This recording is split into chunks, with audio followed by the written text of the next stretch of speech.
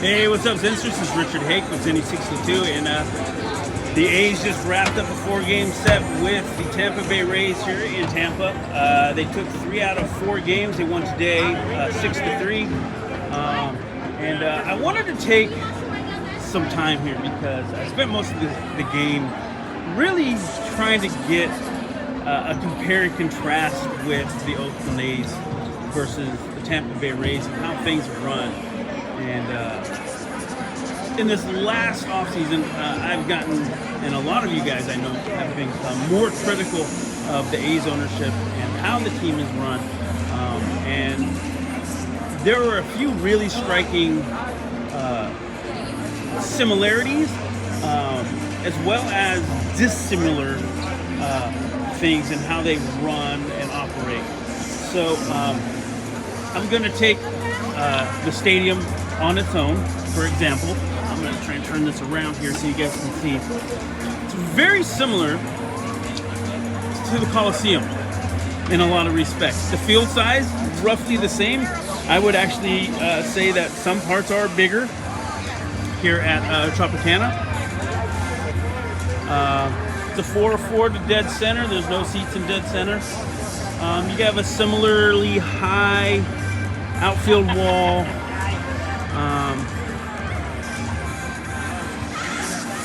You have your deck. You have your first deck, and then you have an overhang, and then you have your second and third deck. Where a lot of newer stadiums are out almost over the first deck, almost on top of the field. A lot of visual, physical similarities. If you go by what's going on with the teams, you're looking at 2 teams who have low payrolls, flirtations with relocation coming up. These are important issues, but they run their teams very differently. And I hope I don't get interrupted with another phone call. But very similar issues on how this team is run. The A's are full rebuild. They got rid of Olsen and Chapman. They didn't even bother to re-sign Canna. They let go of Sean Manaea. There's been talks about Frankie Montas being dealt most recently to the Chicago White Sox. So there's a lot of issues with that. But the A's also jacked up ticket prices and their season ticket. Whereas we have the Rays, who I wouldn't call it a rebuild, but they did sign Wander Franco, who wasn't even close to a free agent, not for several years. They signed him to a multi-year deal. Smart move on their part. Get him when he's young and before he gets expensive. The guy's going to be a superstar. He's all well on his way. They still got guys like Kiermaier and Ji-Man Choi, guys you've heard of. And these are the same guys who were on the World Series team. But they're paying these guys. Ticket prices. I came here on Tuesday. I got 2 seats in the outfield on the bleachers, second row in the bleachers, $145. Plus parking. Parking was $10. I was 2 rows from the entrance of the stadium, and I wasn't even in the handicap zone. Overall, I paid about $65, 2 seats plus parking. I couldn't touch that at the Coliseum. On a similar game, I looked on a Wednesday afternoon game, bleacher seats plus parking. I'm still looking close to $100. We're in a dome. There's not a bird in sight, and I can still get a soda with a lid on it. I've had my food crapped on several times at the Coliseum. There's nothing like it. And there's not a whole lot of sympathy from the vendors when you need to get your nachos replaced because you didn't order with bird crap. They also do free refills on their sodas if you buy the bigger souvenir size, which is the thing. I'm like, why don't we do that? I looked at the promotional schedules. There are 3 bobblehead days. There's several jersey days. There's headbands. There's slap at wrist bands. There's a Wander Franco, looks like a big diamond necklace.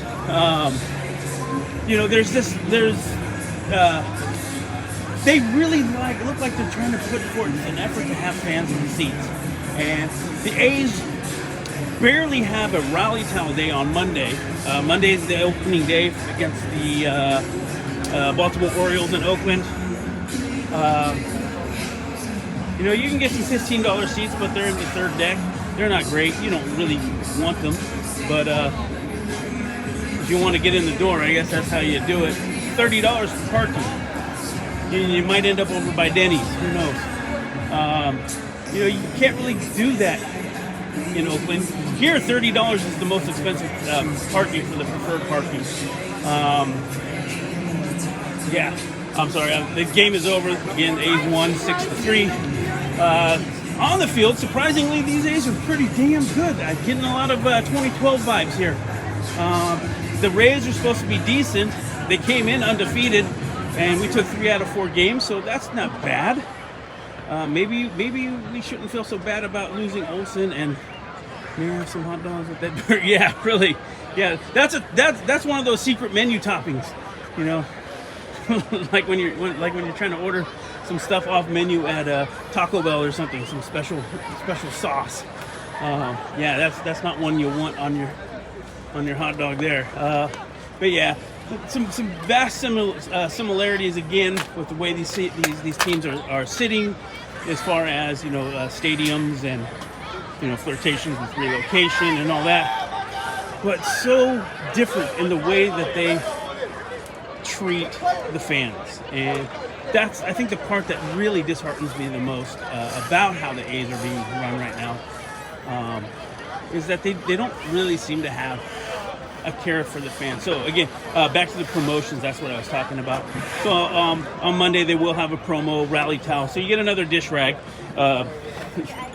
That's what they amount to. Dish towels are, these rally towels are cheap. They fall apart. They're whatever, great, you get one. But that's it. There's no bobbleheads. Nothing, no bring your mom to the park day, nothing really, eye-opening. And then they were like, oh, we're going to retire these jerseys.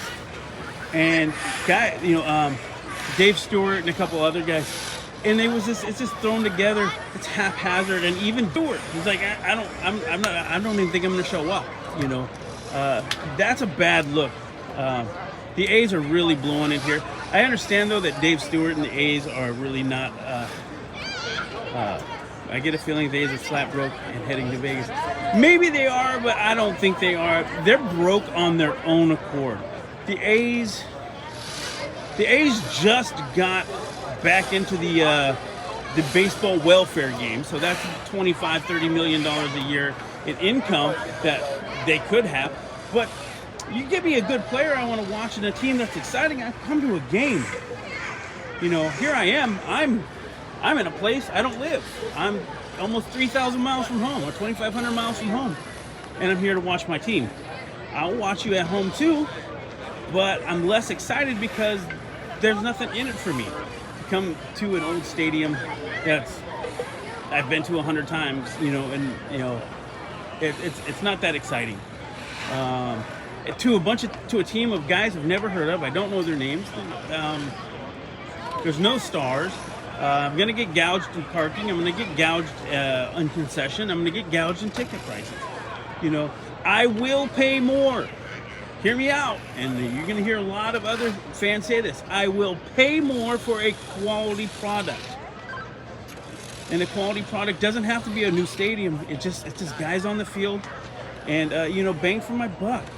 I don't even have to have promo items. Just make it affordable. It doesn't even have to be affordable. Give me something worth paying for.